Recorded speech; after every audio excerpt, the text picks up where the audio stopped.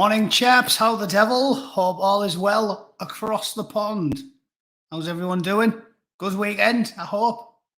Well, as good as you can when the fucking world's gone mad and they want to lock everybody in their house constantly. Hello to John, Slip, Jeff, and all the early birds. Husky, Sadwings. Now then. Oh, I'm gonna have to talk a bit of shit about America again, Sadwings. You're not gonna like it. Two-Tone, Paul, Kenny, Stevie Ray, Jimmy, how are you? Mark, Alan, Son of Max, Ash, Obi, shit shot FPS. Sounds like a man in my neck of the woods in the gaming world.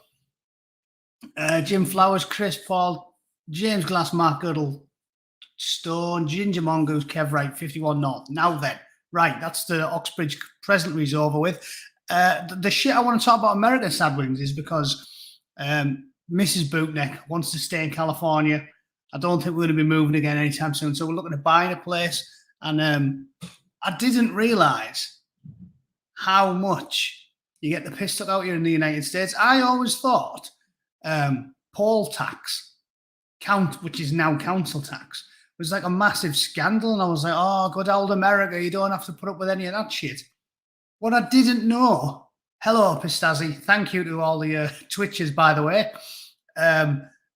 for showing up. I do need to you need to tick some boxes to get a certified account on Twitch. So that's why I'm trying to push that. Sorry for being a pain up the arse. Anybody who's got no interest in mixing with those youthful people. Yeah, I didn't know. I thought council tax was some grand scandal, but in actual fact, you think about it, they've basically got an equivalent everywhere on earth, haven't they? And I always thought out here in the United States, it didn't exist. So if you buy a house, you just pay for the house and you've got a mortgage. I assumed there'd be some sort of fees, but I didn't think it'd be anything like as much of a boot in the bollocks as council tax. But yeah, it turns out, funny old thing, as usual, the land of the free ain't as free as you think it is. And when you start looking at mortgage rates out here, they always factor into it. What turns out is a massive fee for property tax. And property tax is way more than fucking council tax because it's a percentage of the value of the property that they determine. And I mean, it can change obviously over time, and it's supposed to be locked in when you buy your place. But seriously, if you're buying a place that's worth anything, unless you're going to live in a shed, you just get absolutely fisted. It's unbelievable. Like, I was looking at shitty places out here in California, like the price you pay. You're looking at like 500 grand for anything like a normal fucking place with a couple of bedrooms. And the property tax is about $500, $600 a month. And I was like, Jesus, I never thought I'd be begging for council tax. They absolutely stiff you. So, unbelievable. Yet another whinge about the land of the free. Like I said, the only real difference between Americans love to be snooty about Europeans. But the only thing you've got more freedom to do in the United States is say stuff, which granted, it's quite a big one, right? Fundamentally, you don't have freedom of speech in Europe. At least here in the US, we've got freedom of speech. You can call someone, you can insult someone, and they're not going to send the bobbies round. The fact that in the United Kingdom, if you say to someone, you fucking ugly little twat, they can ring the police and say, oh, he's caused gross offence. And yeah, they probably won't care if you're a straight white man. But basically, if you piss off a lesbian or an ethnic minority or anyone who's on the intersectionality pyramid, you're fucked. You're fucked. They really can get you nicked. So yeah, if you've got a barrel of piss, the Europe's on the bottom of it, because you haven't even got freedom of speech. But like I keep saying, we shouldn't really be that arrogant in the United States because we don't live in a free country either. We have varying degrees of police state around the free world nowadays. And people that are arrogant about it in the United States don't know what they're talking about. Like, oh yeah, land of the free. Really? Try not paying your property tax for a couple of years. See what happens. Yeah, the Rozzers will be around to drag you out your fucking house faster than you can say Uncle Sam. So no, we're not free. We've got slightly more freedom of speech, and we can own firearms easier because you can own a firearm in the UK. But that's about it. It's not like the United States is a bastion of freedom, and everywhere else is fucked. It's everywhere else is fucked. The United States is the foam floating on the barrel of piss. That's where we are in the United States. It's not. So I'm not having that. Like again, I'm not slagging off America. I've just conceded. That was me. The foam floating on the barrel of the piss is definitely better than being at the bottom of the barrel of piss, which is where European Union and the UK is. But you know, Sadwings, we don't compare California with land of the free. Send me a link to the property tax laws and the property tax rates, by the way, because I've started looking into it in the state you live in. I forget, you've told me before.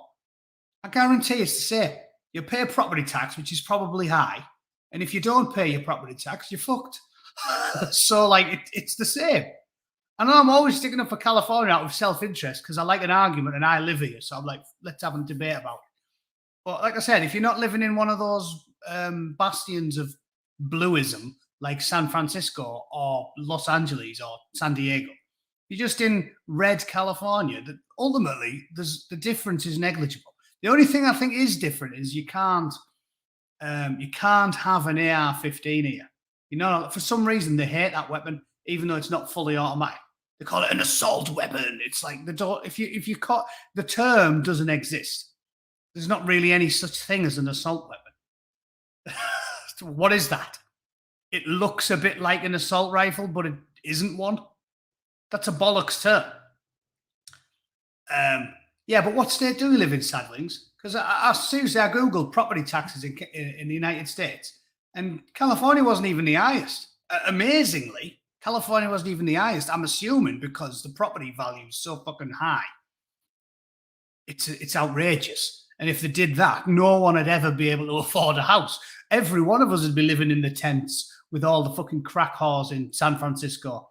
So, yeah, anyway, let's not keep whinging about property taxes. But all I'm saying is, yeah, this should cheer everybody up, whether you're in Scotland, Northern Ireland, or San Francisco, right? Ultimately, none of us are free people. We're living in varying degrees of police state. In the United States, you'll get fucked in other ways. You can't cross the street wherever you want. And in the United Kingdom, you'll get fucked if you have an argument with a lesbian. So, yeah, the US is still the top, but it's not the cream it's not the cream at the pint of Jersey milk. It's the foam floating on the top of a barrel of piss. How do from Twitch? Now then, Firestorm, how are you doing? So, yeah. Has California got gay lions? Well, they've got gay everything else. I'm sure they do. But yeah, as C4 says, no one's free. You're not free. You're not free in America. You're not free. Nobody's fucking free. Which isn't the end of the world, right? Because have you listened to David Stark? You're talking about, again, the excellent David Stark, pointing out how much of a fucking idiot Rousseau was. As usual, the French philosophers are the fucking morons compared to the English ones. But he was saying, you know, they always have the debates about the different schools of thought. And Rousseau says, man is born free and always in chains. Starkey obviously says, you're not fucking free, are you? Because for the first, 10 years of your life, you're completely useless. So you're not free. If we were born free, we'd have to walk out of our mothers like Buddha. You'd have to walk out. Although there's a pronunciation I picked up from the United States, by the way. Is it Buddha or Buddha? I always used to say Buddha. Body like Buddha. But in America, they always say Buddha. Anyway, the only way you're free is if you stroll out of your mother's minge with a fucking piece. Then, take it, motherfucker. Really, none of us are free. And it's not the end of the world. Like I said, right, this is a place of frivolity. We're not free people. We're living in a bit of a police state. The woke are running the fucking world. And in the UK, you can get arrested for having a passionate argument with someone in the fucking under the intersectionality umbrella. So we're not free people, but who cares, right? Who cares? The good thing about that is what I've told you guys before. You just have to be clever. if some fucking scumbag communist trying to lure you into an argument so they can phone the rozzers on you, just be clever. Don't ever insult them in a way that they can use to sick the authorities on you. I mean, I'm not trying to give tips to bigots here, but I mean, I've always said this to racist people. It's like, okay, you think that someone who's from India is like, for some reason, beneath you in some illiterate science that's not grounded in biology. But even if you do think that, you're stupid if you're insulting them about the race, because it's not really a personal insult, is it? The reason the N-bomb's so offensive in the United States is because the power of the state was behind it. So there really was a boot on the neck. So it was upsetting to call them it. Whereas, as I've said many times before, people calling me a cracker is like not offensive at all. So things that upset you, as anybody knows who's ever been in an argument in school, are things that are personal. Like, we had a lad in our class at school, and when we used to wind him up, he didn't. It's this, by the way, this does sound absolutely shocking, but bear in mind I was 14 years old and went to a rough school full of lads in Middlesbrough who used to like fighting and, you know, generally behaving like hooligans. So to piss him off, we were always torturing each other. And he never knew his dad. He was one of those very rare, mercifully rare in the UK compared to the United States. Didn't have a father. Yeah, there's something to blow your minds. Google the single parent family statistics in the black community in the United States, and it will absolutely astound you. It fucking blew my mind.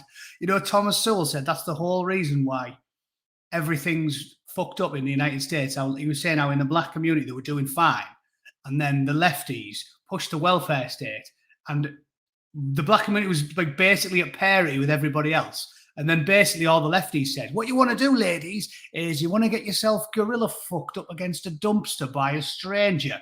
Get yourself a bun in the oven, and then just start squirting sprogs out left, right, and centre. And then you're fucking laughing kid bags who will just throw money at you. Happy days. That's basically what happened. That's the, I'm paraphrasing, obviously. That's not how Thomas Sowell worded it, right? But Thomas Sowell was basically like, yeah, part your fucking whiskers for anyone with a cock, and get yourself squirting sprogs out left, right, and Chelsea, and you'll be laughing. Free house, free food, free fucking scran. You'll be toppers. You'll be toppers with G's. You'll also be toppers with fucking Arby's sandwiches. So knock yourself out, girls. And sure enough, 30 years later, the black community's in fucking ruins, because fathers and family units are extremely important, right? Again, why does the bootneck need to say this? Anybody with a hole in their ass knows that a mother and a father is better than a single mother or a single father. I mean, I've talked about this before, right? For those of you that don't know, here's the sad story of the bootneck's past. Not that I was born in Middlesbrough and used to have to step over like burning prostitutes on the way to school. No, not that. Bootneck's mother died when he was young. I was only a kid. I didn't see much from the age of about 7 because she had cancer. And she was really bad for about 2 years and just in bed all the time. And she died when I was about, I think I was nearly 10. And I hold my hands up because I'm not a stupid man under times of self-reflection, and realize that one of the problems I've had in my life is I'm about as sensitive and emotionally intelligent as a brick. But being nuanced it's alien to me. And I do blame that almost entirely on the fact that I didn't have my mother all them fucking early formative years. So basically, I've got the most male family ever. You know, I had my Uncle Ian, who was my mum's brother. I had my older brother. I had my dad. There's no women in my fucking family. And then because of that, going to school in Borough, and basically all my friends and all my family members, everyone around me, was a fucking bloke. And a bloke's bloke. My dad is the most masculine man ever. He's the type of bloke. I remember going to give him a hug when I was about 6. He used to allow me to do it when I was a child. And then I remember going to give him a hug when I was about 6. True story. I remember it quite strongly. I was about 6, 5 or 6. I was going away for a weekend with the Beavers, you know, the one that's lower than the Cub Scouts. It was the Beavers. Just got away for a weekend. So I went in and he was having his dinner. And I went, right, I'm going away, Dad. And he went, see you later, son. And I went over and I went to give him a hug. And he went, fucking, you're too old for that shit, son. And just told me, you're too old for that shit now, son. And I tell people that over here because the Americans are all huggers. They all laugh about it because I'm like, I don't like to be fucking touched. I don't think you should hug someone unless you're going to be horsing one into them a few minutes later. Do you know what I mean? I'm not weird. If I'm take a woman to bed, I'll hug her all fucking day long. But basically, if you're not going to shaft each other, I don't think you should be cuddling. I think that's... Now, I'm conceding the fact here that I'm the weird one. And I think I'm weird because of that, because I didn't have a feminine influence. I don't have a feminine side. That's a failing on my part, because the key to being successful in life is balance. It's like yin and yang, Chinese philosophy. It's ancient, it's learned. There's a lot of wisdom there. And they say that all things require balance. Well, I'm a centrist, right? Need balance. So the reason it's good for a person to have a mother and a father is because you get balance in your life. That's just common sense. Again, you don't have to be an economist. You don't have to be a behavioral scientist. You just have to think about it. Men and women are different. Men are from Mars, women are from Venus. We know that men and women's brains are different in little ways. So it makes sense that it's the best way to raise a child is to have that balance, to have the masculine and the feminine present in the child's life. So there's a nice bootneck related with a bit of humour analogy, not as clever as Thomas Sewell, I'll grant you, as to why the black community is struggling so much in the United States, because they've motivated women to not have a fucking family, not have a dad in the house, right? It's fucking obvious the little twat is going to be more likely to end up a smackhead if he hasn't got a dad, obviously. Yeah, Paul Tidy there. I've made the same joke several times. Mum died at 41. I don't have to buy cards anymore. Yeah, I dodged a bullet there. I didn't have to buy Mother's Day presents from the age of 10. So I just had to get my dad some squash balls once a year. I used to beat me mercilessly. That's what we like. Bit of gallows humour, Paul. And yeah, there's nothing sad about it, is there? You live, you fucking die. And if they had a decent run, that's all you can ask for. I was never bitter. I'm not a bitter person. I was never bitter about my mum kicking the bucket because ultimately there was lads in the car who were always worse off than you. There's fucking camp orphans in the Marines who basically spend every weekend sitting on the base like they've got no family. I've actually met orphans and I never used to feel hard done by. And my dad always told me not to feel hard done by because at least my mum died when I was 10. You know, there's people out there who don't have one at all or never meet them or don't have a mum or a dad. Or one of most of the black community in the United States who don't have a fucking dad ever. So I never felt hard done by. And that, ladies and gentlemen, is the key to being a chirpy, good-humoured chap as the fucking world burns, right? You don't respond to external stimuli with bitterness and resentment. You chuckle and you say, someone's always got it worse than me, so fuck them. And I don't care whether you're talking about bereavement, illness, ill health, or living in a woke police state where all the people that run it have got the IQ of a chicken McNugget. So let's drink to that. Cheers.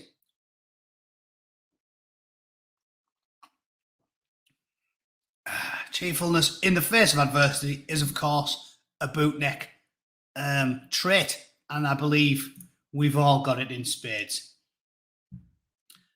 Oh, Rotten Pollux, his dad was a deadbeat rap, but your mum did well with balance. Well, then, fair play to her. And again, as always, you never paint with broad brushes, do you? Some mothers do a superb job.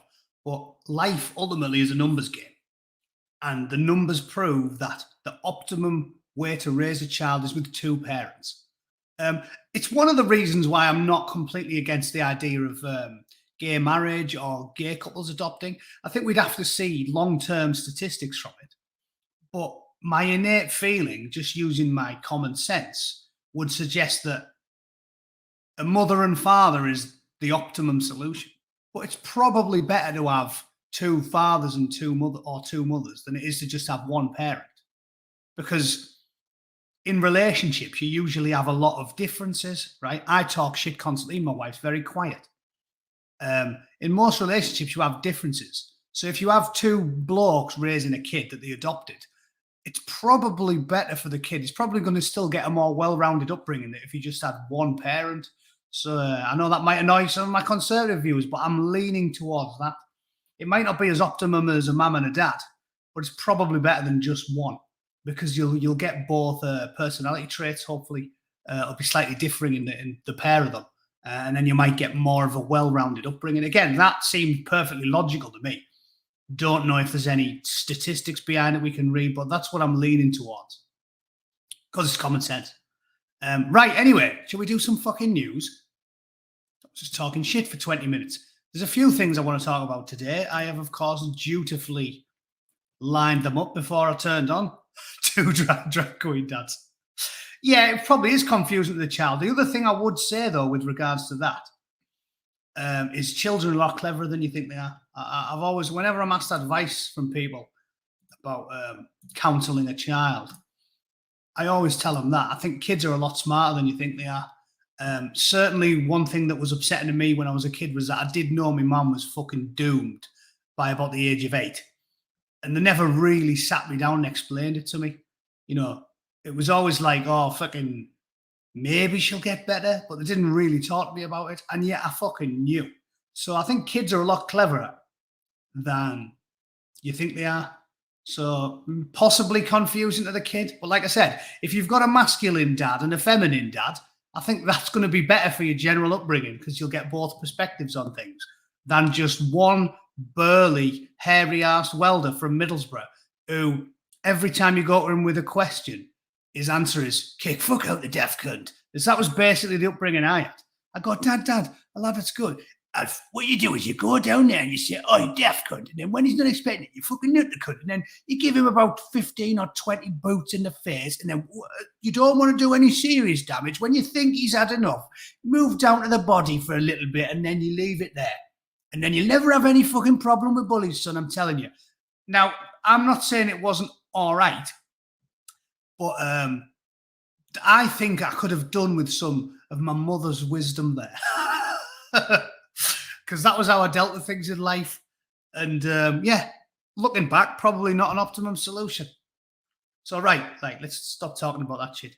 Anyway, let's talk about Novak Djokovic, because I did discuss this on my Twitter for those of you that saw it. Even though I was banned from Twitter for like 30 hours because I didn't do anything wrong other than mock a convicted paedophile. And their response to me mocking a convicted paedophile was, this is advocating violence. Like, I shit you not. If I can't show you it because basically I appealed it. They didn't do the thing where they just never respond to your appeal. They waited about 18 hours and then they responded to the appeal and said, fuck your appeal. They said, pork your appeal up your well-reamed dirt box, Mr. Bootneck. So there you go. I got a ban for a bit and then they knocked my appeal back and here I am. The appeal, by the way, I'll put it on my YouTube so you can see it, was this one. Sorry, I know I'm bouncing around a bit. You know I don't do things professionally. The appeal was, thanks for your appeal. You appealed one tweet. Look at this.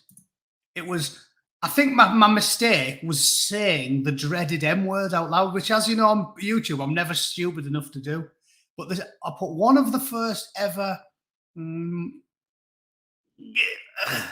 well, I need an acronym for that. One of the first ever Mike Uniform Sierra Lima India Mike. One of the first ever Mike Uniform Sierras. All hail Baron Ahmed. First of his name, Lord of all nonskind. That was my tweet, right? Nothing. I fail to see how, no matter what planet you're in, that is inciting violence. because they called it an incitement to violence. I didn't put what I was actually thinking, which was all hail one of the first ever Mike Uniform Sierra. Cut his fucking balls off. That's what I was thinking. And that technically would be advocating violence, but only against a convicted paedophile. So they said that was advocating violence and banned me from Twitter for 12 hours. No, Rob, after the appeal and everything, it was like 24 hours. And then they rejected my appeal and said, no, that is definitely advocating violence, which, again, it's there for you all to read in black and white. I'd love that to go before a court. I'd love someone to say to me, how is that advocated? Not one sentence in that. If I said one of the first ever Mike Uniform Sierra, they are all bad, let's fucking murder them all, that is advocating violence. But I didn't, and I wouldn't, and I don't think that. So yeah, fucking that annoyed me, because that is what I keep talking about. We had endemic grooming gangs for 30 years, torturing and raping children. And the state is like Silicon Valley in that they view pointing the finger at the community that were responsible for it and saying reasonably, it's not all of you, but just saying what Jack Straw himself said, the Home Secretary of the United Kingdom said, of course, it's not all of them.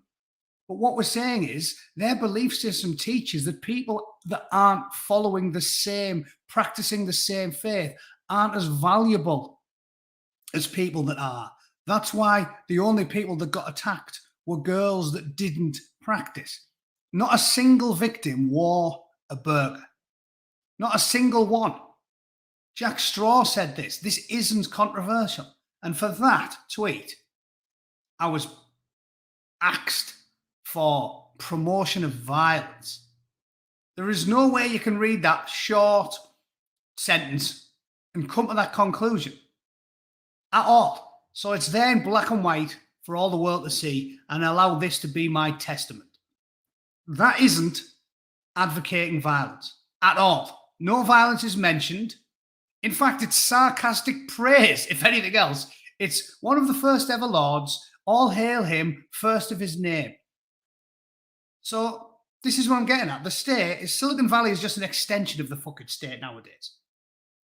They think naming the community that do the rape and the paedophilia and the torture and the murder is worse than paedophilia and torture and rape and murder. And this is the point I've been making to you all for many, many fucking years. Well, since I started on YouTube. It's that proves how far down the rabbit hole we've gone. Because some things in life are sacrosanct. Yeah. Raping nuns. Yeah. You're not meant to do that.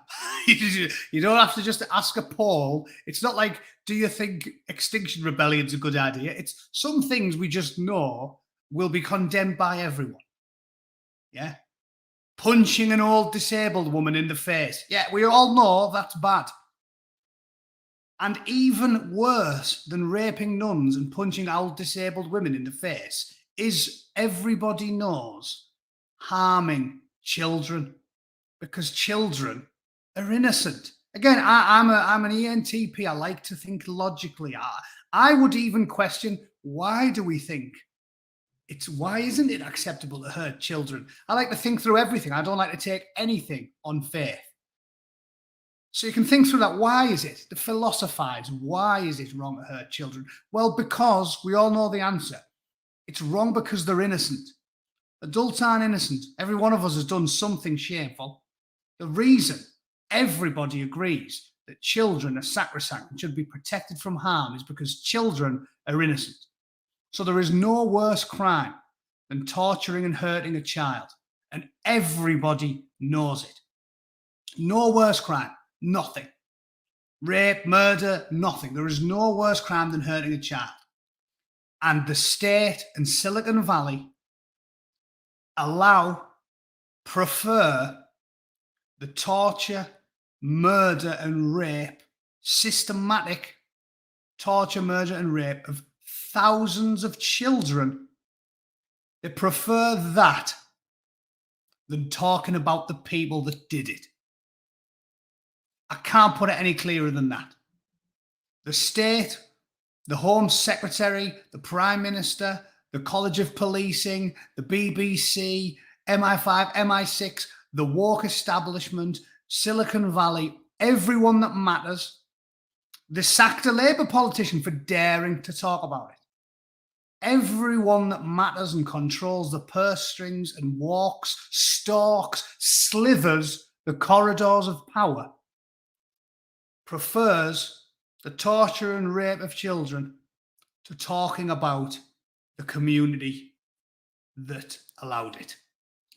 That can illustrate better than anything I've ever said how much trouble we're in. Right?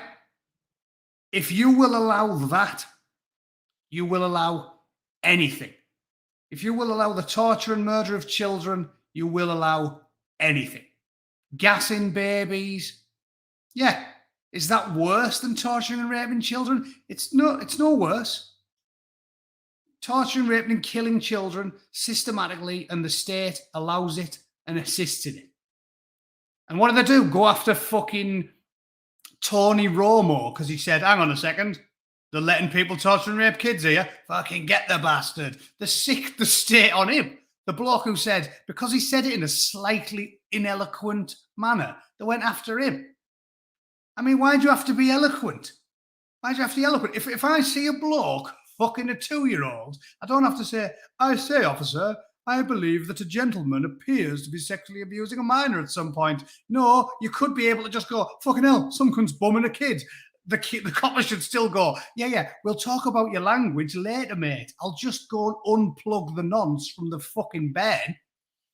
I mean, Jesus Christ, this is the world we're living in. So see what I'm saying? They care more about how you say things than the actual crime itself. Because he didn't say it. If Douglas Murray says it in a posh accent, I believe we should be united against the cause of systematic paedophilia. Oh, yes, well done, Douglas. Jolly good. But if a fucking working class bloke goes, holy shit, there's a big hairy ass geezer bumming a kid, they go, fucking hell, you hear what he said? He went on Question Time and said, this is fucking awful, this, you cunts. I mean, that's fucking mental. It's just, like I said, it's comedy gold. I don't have to be witty. I just have to tell you what's happening in the real world. There's no comedy here. I didn't like, oh, this will be a good line. I'll write that down on my note. I don't take any notes. I just tell you what happens in the real world. And in the real world, a little fucking short-ass working-class bloke like Tony Romo sees pedos torturing kids. And when he goes, fuck me, there's a nonce at it again. They go, oh, you use some ineloquent language there, you working class fucking scum. Yeah, mental. Anyway, I still haven't done any news, have I? That was another segue. Right, I'll definitely do some now. Novak Djokovic, right? Let me just briefly talk through this. If anyone doesn't know, because you've been spending the weekend under a rock, the court battle was won by Novak Djokovic because they were trying to throw him out, and then the court battle was won and they overturned his visa cancellation, right? The problem is, this is the funny bit, right? Again, the woke Gestapo ruling the world. This is the funny bit. So, just to briefly cover it for those of you that don't know, he hasn't had the vaccine because he said, I don't need the fucking thing. I've had it. I had it in mid-December. So I'm just coming anyway. And then he obviously said, no, we're deporting the scumbag. So when he went to court and said, yeah, here's all the paperwork, I told them I've had it, blah, blah. They went, oh, fair enough, yeah, he's allowed to stay. And then Australia's immigration minister still has the powers to re-cancel the visa and deport the unvaccinated player. It doesn't just say deport Mr. Djokovic. It's deport the unvaccinated scum. The vermin. The vermin are beneath your contempt. It's like, listen, dickhead. If you think ignoring the rule of law after he's won an appeal, the one thing that knits our society together is the rule of law. If you think just ignoring it and going, all right, the judge found in his favour, well, fuck the judge. Well, yeah, listen, Mussolini. Yeah, You're just Mussolini. If the judge says, yeah, he's all right, and you go, fuck the judge, depart the cunt anyway, do you think that's going to instill more faith in the people? They're going to go, yeah, we're being well led here, boys. Really? Just fucking tearing up the rule book. If they start doing that, why should any of us obey the law? The law's a joke. It's supposed to be sacrosanct. It's supposed to matter. The law protects and guarantees your freedoms. That's why we obey the law. Because it's set out under long, sensible processes by cleverer minds than us, and they say, this is the law. And it means something. And if you just start going, fuck the law, right, when it suits you, then there is no law. I've said it many times before. They've started this erosion in trust in all things. When they say, oh, yeah, but we can just make new laws on a fucking whim. It's when the people start going, yeah, something's amiss here. So if these lunatics think that the way to fix it is to just go, yeah, well, fuck the judge in the court. Fuck him. He's unvaccinated. Let's just throw him out. It's lunacy. So, yeah, great idea. Prove everybody right, you fucking lunatics. And I will also say once again, listen, I'm not an anti-vaxxer. I fucking told you lads this. I've had the cunt. Is there anybody there who's gobbing off about mucky blood? Yeah, that's me. Hands up. I fucking had to fly to America in November, so I got the cunt. Not because of any reason other than I'm a bootneck and I've had more injections than any stray dog you could fucking shake a stick at. So I wasn't concerned about it. In hindsight, I probably should have been, right? I probably fucking should have been. And in hindsight, I wouldn't have got it. Because it's annoying as fuck that they just keep moving the goalposts and saying, oh yeah, well, you can fly in that and you can travel and you can be free if you get it. And I was like, yeah, well, I need to go and see my missus, so I'm getting the cunt. Now they just keep moving the goalposts. Oh yeah, well, you might have had 2, but you need to get 3. Oh, well, you might have had 3, but you need to get 4. So as of the second one, I'm like, no, it's not happening. Not getting a booster. And the point that people like I have been making, and I think the point of the general public, the feeling of the general public, certainly the vast majority of my friends have all been vaccinated. And we're all in total fucking agreement that you shouldn't force a vaccine on anybody. And I think that's the difference here. It's not the anti-vax versus everything else, which is why I'm bringing this up. The point is, most people, vaxxed and unvaxxed, are arguing for the fucking right of people not to be forced to get a vaccine. Because, again, things like that, bodily autonomy, was supposed to be sacrosanct. People that know about the law, people that know about politics and the way of life that we've had for a fucking century, defend the right of people to not get the vaccine, not because they're anti-vaxxers. This is why I don't like the sort of pure blood rhetoric, because it's not because they're anti-vaxxers. Most of the people talking about it aren't anti-vaxxers. Almost everybody isn't an anti-vaxxer. 99% of people, I'm assuming everybody in the chat, isn't an anti-vaxxer.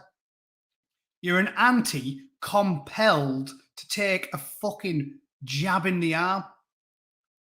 Like I've made the point before, if you don't think you can be compelled to take a jab up the arse by a pork injection, you shouldn't be compelled to take a jab in the arm from a fucking metal one. People aren't anti-vaxxers. People aren't saying vaccines don't work. We're well aware of TB and smallpox and fucking MMR and everything else. We are anti-compelling people. All you can do is educate them and ask them nicely to get the fucking jab. And the reason that makes sense is because it flies in the face of legal precedent to do otherwise. But the other reason, as I've said, if you fucking do know about science, is that they've proven by crunching the numbers now that the risk to the under 40s that are fit is minuscule from COVID. And it is, and again, I'm assuming they can't strike my channel down. I will strike you down. Susan's like fucking Darth Vader. Susan cannot strike me down for saying a fucking fact, which is that the numbers have come out, and that's basically what they seem to suggest.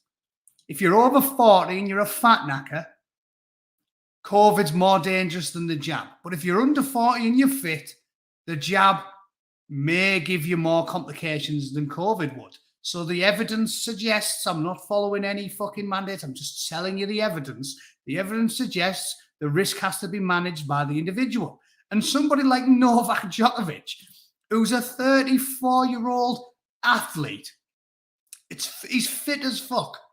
Yeah, fit as fuck. Cardiovascular conditioning is top draw. He's 34 years old. He is more at risk from the joy juice than he is from the fucking Rona. So leave the cunt alone. And as if to prove me right, he got it in December. And it seems like he didn't take a day off. He was just cracking on. He got it. He's recovered. He's got the antibodies that you get from the jab. There is no fucking requirement for him to get it. And the idea that he's a bad person, if you went on Twitter and look at the fucking, in fact, I wonder if I can find that. I got into an argument with some daft woman on Twitter because I was genuinely amazed at the rhetoric that we're using about Novak Djokovic. It was like, you click the hashtag and it was just reckless hate.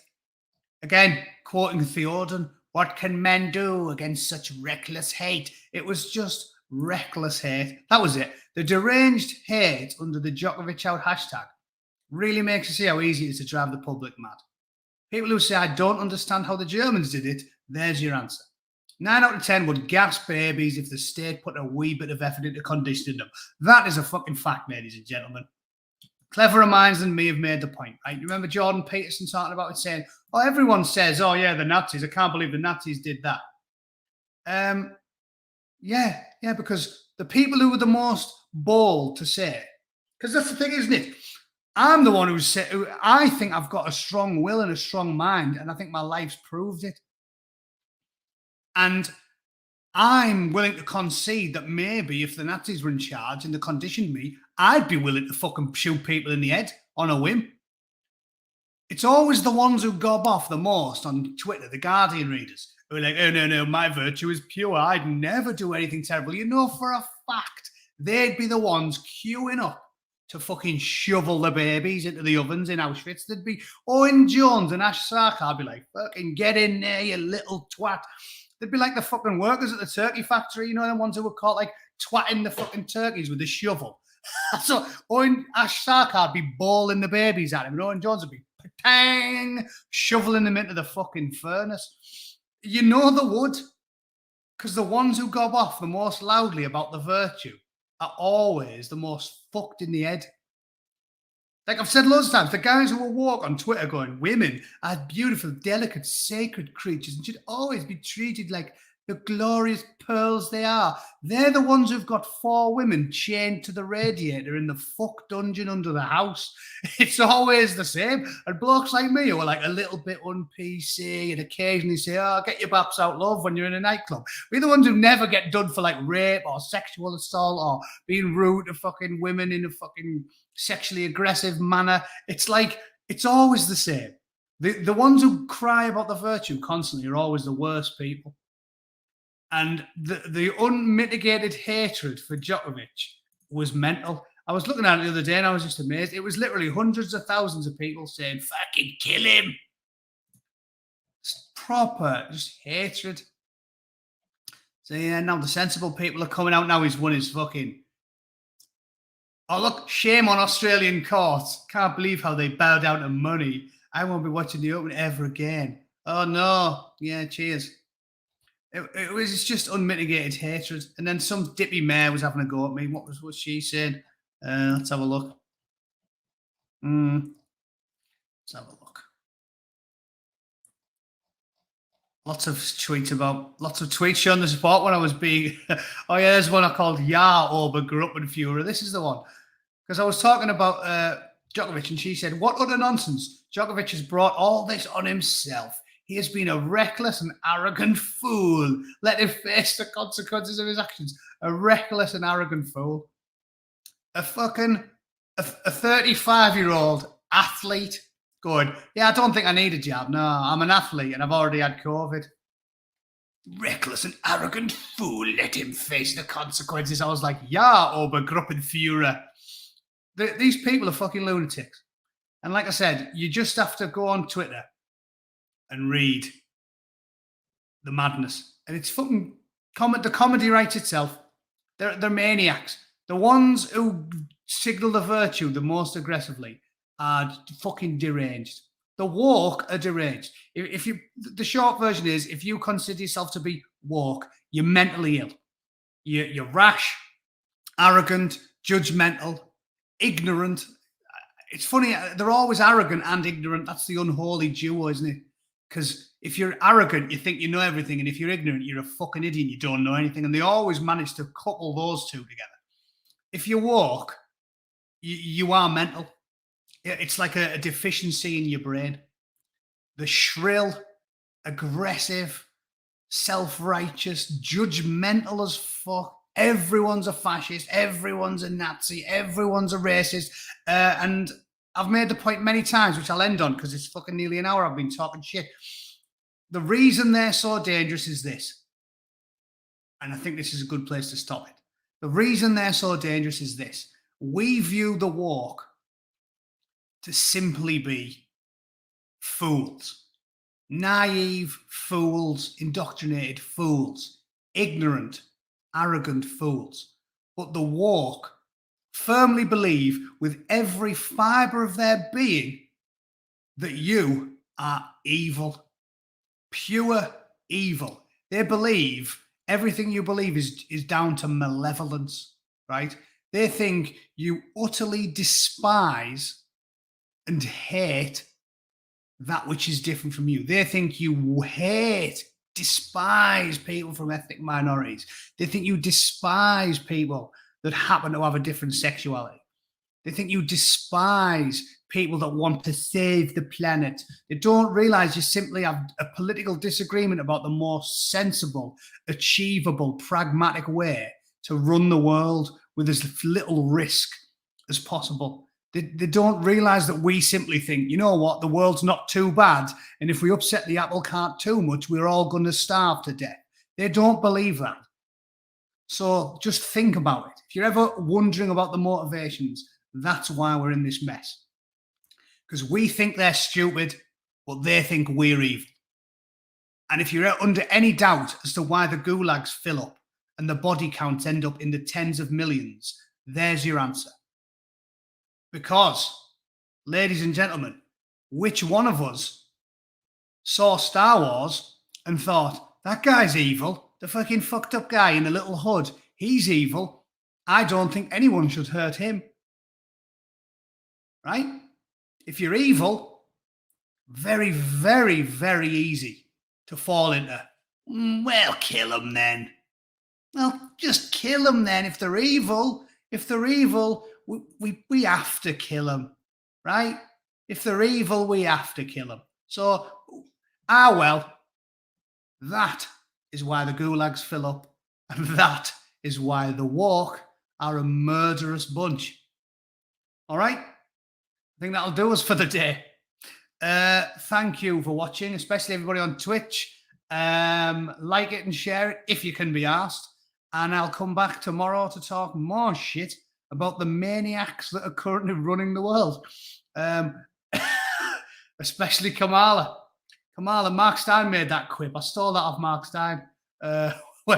He said, Kamala, she doesn't want Trump's juice. When she was saying, oh, the Trump vaccine, I'm not getting the Trump vaccine. She doesn't want Trump's juice. I was like, yeah, Kamala Harris said she doesn't want Trump's juice. That is the first fucking powerful man she's ever said she doesn't want the fucking juice to be filled with juice from. Right. Oh, yeah. And thank you, Rotten Politics, for always plugging the Angry Bootneck channel. It is very much appreciated. I've done a few streams lately with Simon Sideways and Paz and everybody else, and it's enjoyable. So we'll have to do one together so we can actually talk in person. All right. Thanks for watching, everybody. I'll see you very soon. Cheers. Oh, yeah, and I am on Getter. Where is it? I'll put a link in the chat before I bugger off.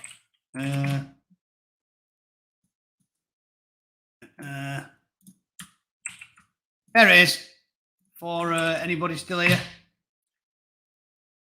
There you go. There's the link to get her. All right. Cheers, guys. Good night.